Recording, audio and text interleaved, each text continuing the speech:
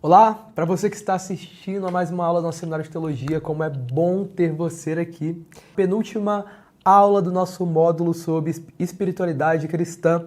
Vamos falar hoje sobre a importância do perdão.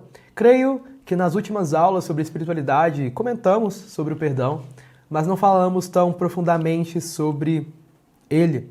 E eu lembro que eu adoro quando vocês mandam ali no meu Instagram, no WhatsApp, perguntando sobre a aula, querendo saber mais, porque mostra uma necessidade de uma fome, melhor dizendo, de aprender mais de Deus, de conhecer mais. Então eu sei que é uma aula curta, né? Aqui nós falamos 20, no máximo assim 30 minutos, mas é algo que eu acredito que causa uma transformação grandiosa, tanto no seu coração quanto no meu, que está aqui ensinando. Amém? Então prepare a sua Bíblia, prepare aí o seu caderno para você poder anotar. Vamos falar hoje sobre o perdão. Vamos começar falando sobre o perdão como fundamento da vida espiritual. No coração da fé cristã está o perdão. Sem o perdão não existe evangelho. Não há comunhão com Deus e não há vida espiritual verdadeira. A cruz de Cristo, ela é a expressão máxima do perdão divino. E por meio dela fomos reconciliados com Deus, segundo o próprio Paulo ali em Romanos, capítulo 5, versículo 10. Por isso, aprender a perdoar e a viver perdoados, isso é muito importante. A perdoar e a viver perdoados é essencial para uma espiritualidade autêntica. O perdão não é apenas um sentimento, não é apenas um alívio emocional, mesmo que ele cause como consequência esse alívio, mas uma decisão espiritual fundamentada na graça que recebemos. O apóstolo Paulo escreve: sejam bondosos e compassivos uns para com os outros, perdoando-se mutuamente, assim como Deus os perdoou em Cristo, segundo Efésios capítulo 4, versículo 32. Na teologia reformada, o perdão é fruto da justificação. Fomos declarados justos, não por mérito, mas por graça. Eu lembro que nossa aula acredito que fui eu que dei essa aula, do panorama de Romanos, nós falamos, algo que eu até deixo anotado aqui na primeira página do meu livro, aqui sobre Romanos. E o tema principal de Romanos é a justificação por fé. Então, se você deseja entender mais profundamente sobre a justificação, o livro de Romanos, a carta que aos Romanos é perfeita para você. O caminho aqui é primeiro a justificação, e aqui fala sobre o perdão, santificação, que é o que trabalhamos na última aula, e glorificação, o último caminho. João Calvino destacou que a dureza de coração em relação ao próximo é um reflexo direto da falta de compreensão da graça recebida. Nada mostra melhor se compreendermos o Evangelho do que a nossa disposição em perdoar os que nos ofendem, disse João Calvino. Perdoar não é ignorar a justiça, mas entregar o direito de retribuição nas mãos de Deus. Segundo aqui Romanos capítulo 12, versículo 19. É confiar na misericórdia de Deus, confiar que essa misericórdia é maior do que qualquer ofensa, inclusive aqueles que nos atingem pessoalmente. O perdão assim se torna uma arma espiritual poderosa que destrói o ciclo da mágoa, do ódio e da vingança, liberando tanto quem perdoa quanto quem é perdoado. Eu tenho um grande amigo na minha vida que estava passando por um problema familiar. E eu lembro que o pai dele, um pregador, um dos melhores hoje em dia, na minha opinião, que nós temos no Brasil, um cara incrível, ele falou pro filho dele, falou: filho, a vingança, ela é como um veneno que você toma tentando ferir o outro. Então o perdão, ele não apenas serve para outra pessoa, mas ele também te liberta dessa vingança. Então, antes de entendermos, antes de entrarmos mais profundamente na aula, vamos entender o que é o perdão. Efésios capítulo 4, versículo 32 diz: sejam bondosos e compassivos, aquele versículo que eu li, uns para com os outros, perdoando-se mutualmente. Agora, essa parte. Assim como Deus os perdoou em Cristo. O perdão, à luz das Escrituras, não é esquecer o que foi feito, minimizar a dor ou negar a ofensa. Não, isso é muito importante. Porque eu lembro que uma das...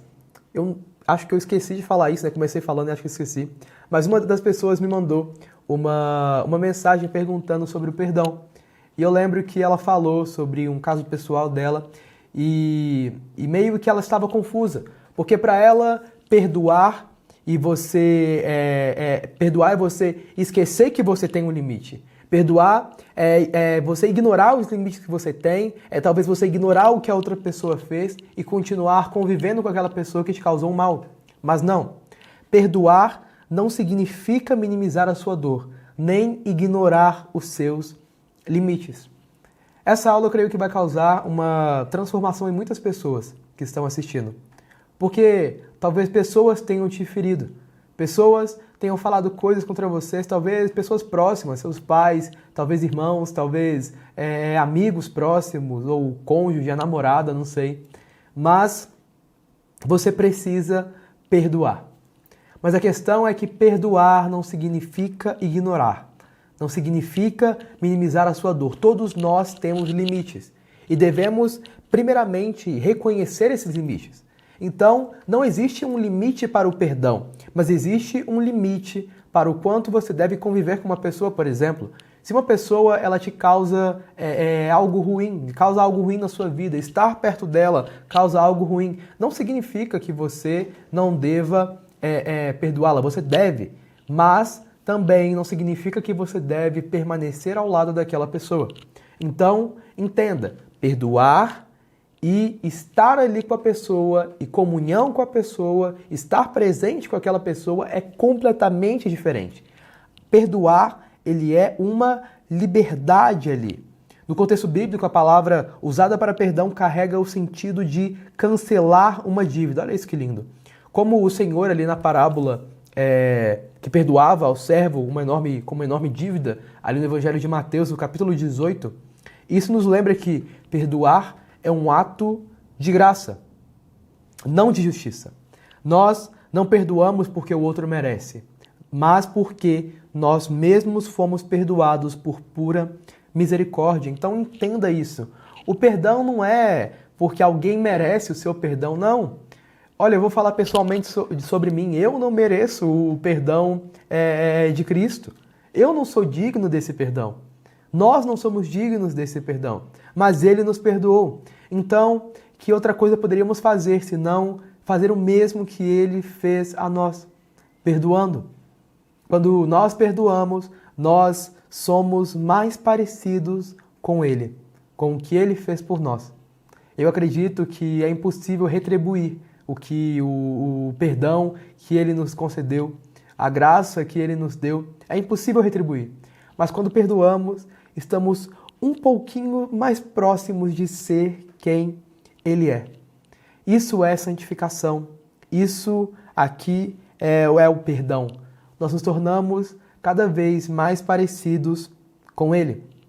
Na teologia reformada, e essa teologia ela enfatiza muito que o perdão de Deus é imerecido, como eu disse aqui. Ele é soberano, ele é completo, ele não é resultado de nosso arrependimento ou desempenho, mas é um dom gratuito concedido por Cristo em Romanos, no capítulo 5, versículo 8. Essa compreensão nos ensina que o perdão, que o padrão para perdoar os outros deve ser o mesmo que Deus aplicou a nós. Misericórdia em vez de vingança, graça em vez de castigo. John Stott escreveu: nada prova mais a realidade da fé do que a disposição de perdoar. Talvez aquela pessoa não mereça seu perdão, talvez ela nem tenha corrido atrás do seu perdão. Mas o meu conselho a você é: libere esse perdão. Existem pecados que eu cometi, que eu nem me lembro que cometi. E eu creio que Cristo, Ele já me perdoou por esses pecados. Porque eu não sou salvo, eu não sou cada vez mais santificado, parecido com Ele, por causa do meu esforço. Não, mas é por causa de uma obra completamente 100% dele, gratuita dele. Isso que é graça, um favor imerecido. Ofensas que talvez eu tenha cometido com Deus no meu pensamento, em várias coisas, e Ele, eu acredito que liberou esse perdão por mim, mesmo sem eu merecer. Então faça o mesmo. Perdão, portanto, é um ato espiritual que reflete o caráter de Deus. Uma decisão corajosa de abrir mão do direito de revidar e também um instrumento de libertação para quem perdoa e para quem é perdoado. O nosso maior exemplo, eu sempre vou citar isso, como nós vemos ali em Lucas, é o homem perfeito. No Evangelho de Lucas é nos mostrado Cristo. Ali em Colossenses, no capítulo 3, versículo 13, diz: suportem-se uns aos outros e perdoem as queixas que tiveram uns contra os outros. Perdoem como o Senhor lhes perdoou. Cristo, ali como vemos em Lucas, é o padrão absoluto de perdão. Em sua vida, ele não apenas ensinou sobre o perdão, mas o encarou até as últimas consequências, inclusive na cruz.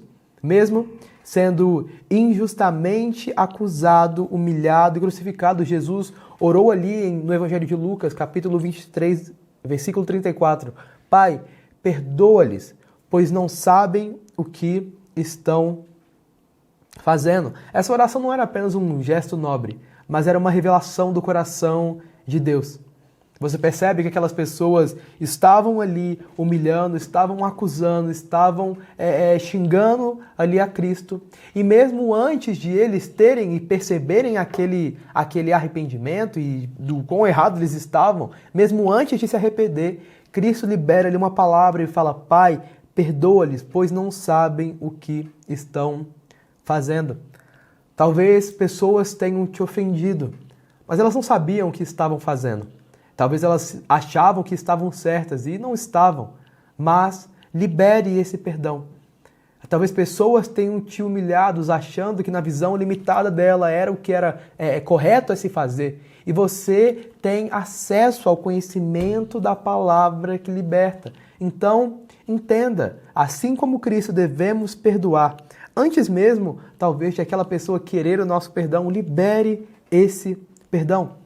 Porque Ele tomou sobre si o castigo que nos trouxe a paz. Martinho Lutero escreveu: na cruz, Jesus nos deu o maior exemplo de perdão e também a única fonte que torna o perdão possível. O perdão é um mandamento, não uma sugestão. O perdão vem de uma vida cheia do Espírito Santo, não de força humana. Então talvez pessoas que tenham feito algo, seja difícil de você perdoar e você não consiga perdoar justamente por você tentar perdoar conforme a sua força. Mas não é isso. Perdoe conforme o quanto você está cheio do Espírito Santo. O perdão liberta quem perdoa, tanto quanto quem é perdoado. Perdoar como Cristo perdoou é impossível sem o próprio Cristo habitando em nós.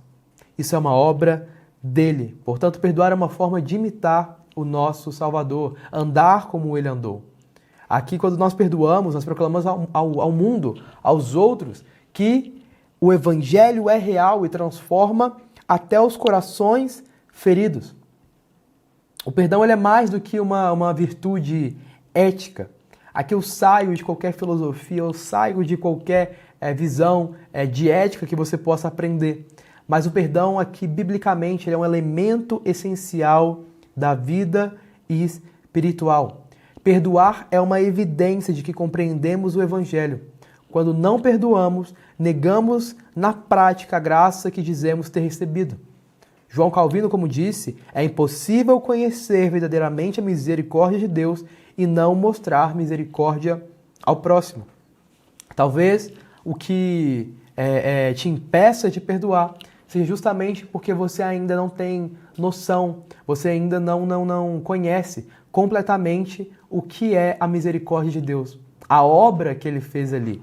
Isso é nos mostrado muito ali no assunto de soteriologia, doutrina da salvação. Não estou falando aqui de linhas teológicas, de arminianismo, calvinismo, mas do próprio estudo da soteriologia. Nos é mostrado mais intensamente o que foi que Cristo fez ali na obra da cruz. Então entenda isso, porque quando você entender, uma barreira que te impede de perdoar vai ser quebrada. Uma outra barreira que pode te impedir de perdoar é o orgulho, porque o orgulho é talvez o maior e mais forte obstáculo do perdão. Ele nos convence que não devemos ser o primeiro a ceder, que perdoar é sinal de fraqueza, ou que não é justo esquecer o que foi feito. O orgulho nos coloca no centro, enquanto o perdão exige que Cristo seja o centro. O orgulho só gera discussões, mas a sabedoria está com os que tomam conselho, segundo Provérbios capítulo 13, versículo 10. Talvez a dor emocional não tratada seja algo que te impeça de perdoar. Mas perdoar, entende, não é invalidar a sua dor, mas é sim permitir que Deus trate-o com seu bálsamo. Isaías, no capítulo 53, versículo 4, nos lembra que Cristo tomou sobre si as nossas dores. Ele compreende o que é cura.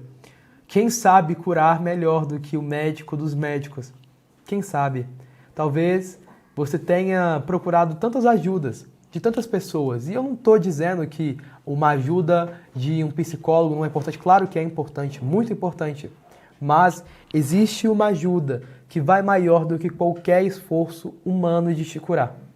Existem curas que nem médicos vão conseguir, que os médicos mais estudados, que os médicos bem preparados não vão conseguir curar o seu coração. Talvez os psicólogos e terapeutas mais bem preparados não vão conseguir te ajudar nessa cura de uma forma que ele consegue. Então, se você tem uma dor emocional não tratada, uma ferida no seu coração, procure, antes de tudo, ele. Porque eu creio em um nome que tem poder de cura. O médico dos médicos, ele pode te curar. Outras barreiras, talvez a falta de compreensão da graça de Deus, como eu te disse. O desejo de vingança ou justiça própria. Talvez a cultura de performance ou religiosidade superficial. E esse ponto aqui é bom explicar ele. Quando a espiritualidade ela é baseada em desempenho, há pouca margem para as falhas e, portanto, pouco espaço para o perdão. Muitas vezes, a nossa dificuldade de perdoar talvez um líder ali dentro da igreja, seja um pastor, é porque nós vivemos uma cultura de performance, de máscaras, de religiosidade superficial. Se você abrir aqui o Instagram de alguma pessoa, você nunca vai enxergar que aquela pessoa tem uma vida triste. Não, ela sempre vai postar fotos sorrindo. Talvez o pastor, você nunca vai enxergar as dores que o pastor ali está carregando. Você nunca vai enxergar as dificuldades que ele está carregando. Você só vê ele, talvez, ele no domingo. E muitas vezes, por causa de alguma coisa, ele falha e nós não conseguimos perdoar porque colocamos a nossa esperança inteiramente naquela performance, naquele homem. Mas devemos entender, todos nós somos pecadores. Todos nós vamos falhar, todos nós precisamos da cruz para voltarmos àquele lugar que só Cristo pode nos proporcionar. O pregador que prega no domingo, que prega na terça, eu que estou aqui dando aula, não sou diferente de você. Todos nós precisamos da graça, carecemos da graça e todos nós um dia vamos falhar, mas eu creio em um Deus que Ele estará lá quando você cair para te ajudar a se reerguer. Aqui chegamos à conclusão da aula. O perdão não é uma sugestão moral, lembre-se, é um mandamento divino. Aquele que perdoa entendeu completamente o que é o Evangelho, entendeu completamente o que Deus fez ali na cruz.